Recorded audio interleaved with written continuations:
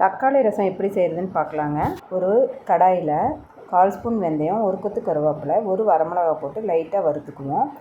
1 spoon சீரகம், 1/2 spoon மிளகு, 1 spoon வரமல்லி போட்டு லைட்டாக வறுத்துக்கலாங்க. இதை ஒரு மிக்ஸி ஜாருக்கு ட்ரான்ஸ்ஃபர் பண்ணி லைட்டாக பவுடர் பண்ணிக்கலாம்.